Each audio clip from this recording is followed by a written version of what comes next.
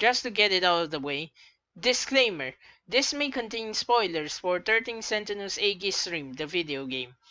If you have not played the game before, I highly recommend going to play it yourself, or if you don't have the time, watching someone's playthrough of it, preferably mine. Anyway, if you don't want to be spoiled, I'm giving you a chance to click off right now. If you're still here, welcome to 13 Sentinels Aegis Rim Character Profiles.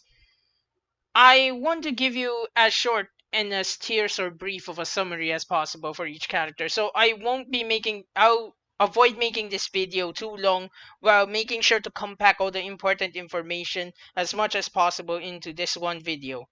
I will be discussing each and every character, important characters, namely the 15 survivors of 2188's extinction event. Let's start this by opening up with a question. Have you ever heard the term, nothing is more terrifying than a lover scorned?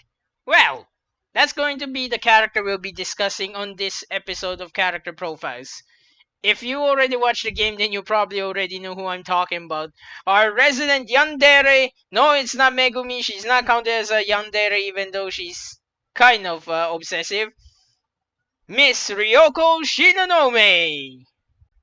Alright, so we'll be discussing this in chronological order, starting from 2188 up to the third loop. First up is 2188's Ryoko Shinonome.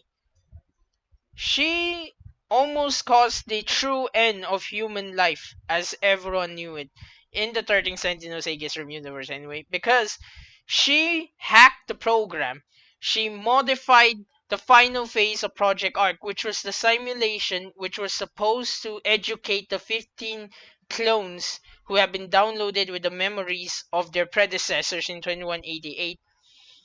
And she made it so that the simulation would see nothing was wrong, even though something is clearly not right, considering there are giant mechanical monstrosities attacking an entire city, aiming to, well, kill everything.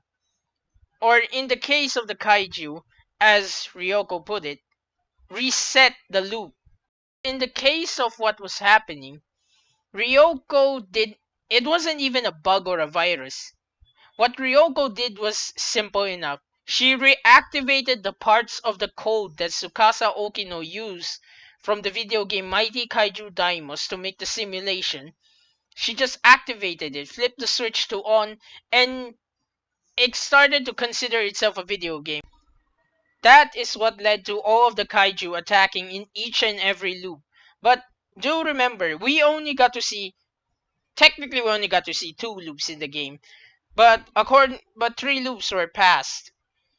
We have to remember that since the facility was already reaching its end, as I discussed in my lore video about the Interstellar Development Project, when the facility has reached its 5,000 year mark, it will shut down and be remade into a new one, including all the memories that are stored in Sector 0, because essentially it's going to disassemble it and then make a new facility. Ryoko Shinonomi's motivations are easy enough to understand. She was so filled with dread and despair upon finding out that Ida had betrayed her, that Tetsuya Hida had never loved her. She was so distraught that it drove her mad and made her do something very regrettable. Another thing to note that probably added to her depression was the very fact that after the debacle that was the discussion of whether to put the remaining energy to life support or to Project Art, there were only 3 survivors left out of the 10 that were alive at the time during the discussion. 7 of them were killed during the debacle, and Renya Goto, being the 3rd survivor, was too old. He expired not long after due to the fact that without the energy to maintain his nanomachines, he could no longer keep up his treatments to keep his body from deteriorating. Which essentially led to Shinonome and Ida being the last 2 human beings in the entire solar system. Oh, and I suppose I should also note what her role was in the project. She was the genetics engineer, meaning she was the one in charge of maintaining the data for all of the genetic code that went into Project Art. all the genetic information, essentially DNA. She loved Tetsuya Ida with all her heart, but the problem is he didn't love her at all and only saw her as a commodity, a tool. Which is very interesting because that intense, immense love she felt for him somehow got passed down to her descendant, or in this case, should I say, her successor, the third loop Ryoko Shinonome. So, this will be kind of easy to describe. The first loop Ryoko Shinonome, we have absolutely no data on her, due to the fact that the only versions of the first loop people we saw were Tsukasa, Chihiro, and Juro. And we all know Tsukasa died in the very first loop, so yeah. The second loop Ryoko Shinonome, we did not get much glance at her, but however, we did get to see one thing. She was one of the 6 victims that was killed by prisoner number 426 during his desperate attempt to escape the eternal loops. Now onward to the Ryoko Shinonome we actually have information on, namely the third loop Ryoko Shinonome. She hails from Sector 2, which is the sector that simulates the year of 2049 to 2069. She had a close relationship with Ei Sekigahara. They were like siblings to each other inside the simulation. She would later, on an interesting note, during middle school, she dated Renya Goto in an attempt to get her parents off her back because they were worried that she was spending an unhealthy amount of time with Ei Sekigahara. I don't know why they would feel any kind of malice or being threatened by him. I mean, A was just a childhood friend to her. When she finally got her parents off her back, she called it off immediately with Renya Goto, much to his abject curiosity as to why she even dated him in the first place. We know that she would later meet Tetsuya Ida, who was a substitute teacher for her class. Ida wanted to become the substitute because he was banking on the fact that he would become closer to the remaining selected pilots in 2064, or should I say in Sector 2. There were 3 confirmed pilots in Sector 2, namely Juro Izumi, Ryoko Shinonome, and Ei Sekigahara. One thing to note, at this point in time, Ida Tetsuya had already given up on saving this loop because, as he so eloquently put it, he wanted to reset everything so that he could get his Tomy back. He didn't care what person or what era or even how many lives would be sacrificed in the process. He only cared about getting back his version of Tomy Kisaragi, by hook or by crook. And so that leads us to him repeating the mistakes of his previous version, namely the Tetsuya Ida of the 22nd century. He then started to manipulate Ryoko's feelings for him so that he could force her to pilot. And eventually, it was also those feelings of hers that drove her to, ironically enough, almost caused the destruction of the entire loop because she uploaded the deadly virus that Tetsuya Ida had created to corrupt the Sentinels and make sure that they could not fight properly. However, she decided that she wanted to prove everyone wrong about their distrust of Ida, so she uploaded it into a Sekigahara, someone who was like her little brother's Sentinel, which ended up in the reason why she started hunting him down, calling him 426, because she had completely forgotten it was her damn fault in the first place that the damn virus found its way into Sekigahara Sentinel and then made it into essentially Patient Zero, which infected all the other Sentinels that they had during the defense of 2064.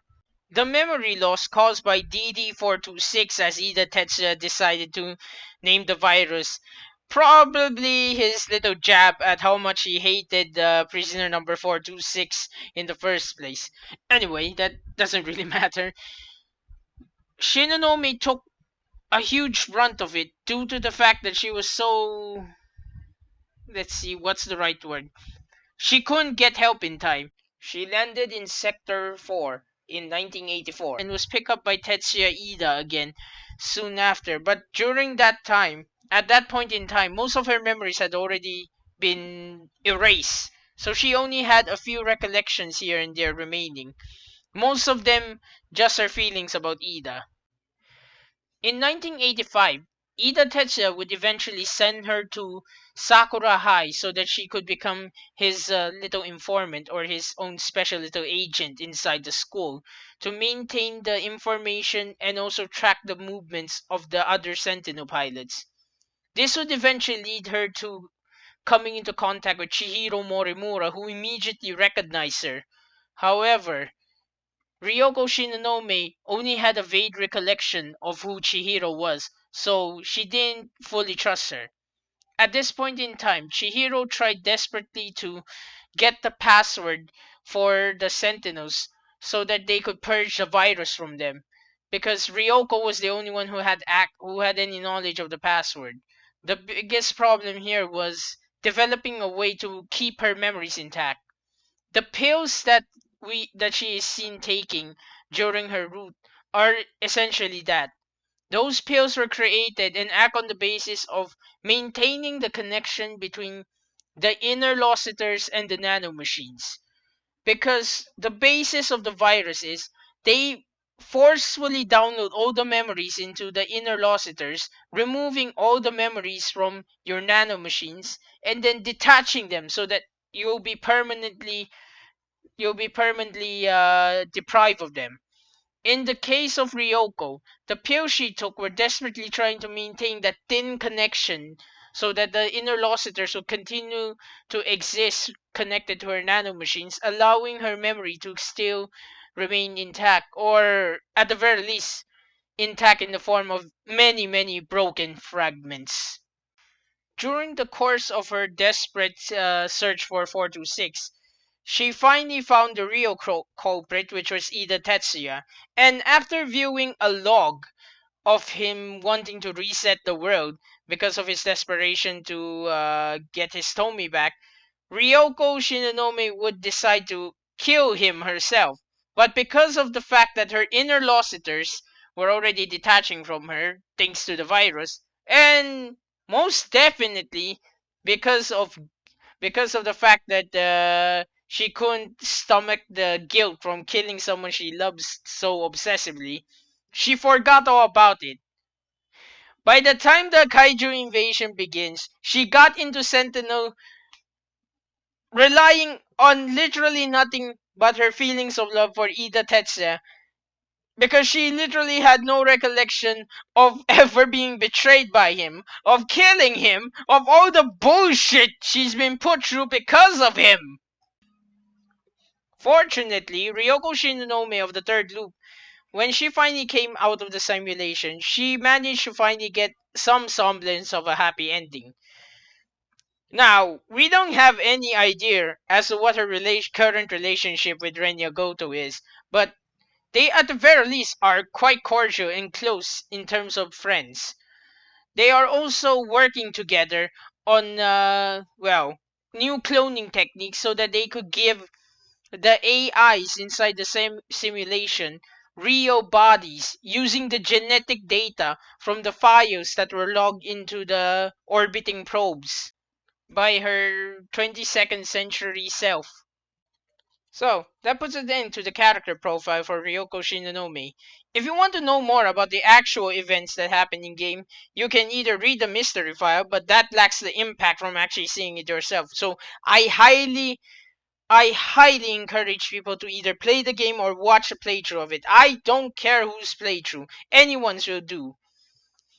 And on that note, next time I will be working on an episode of her little brother figure, so to speak, Eise Kigahara.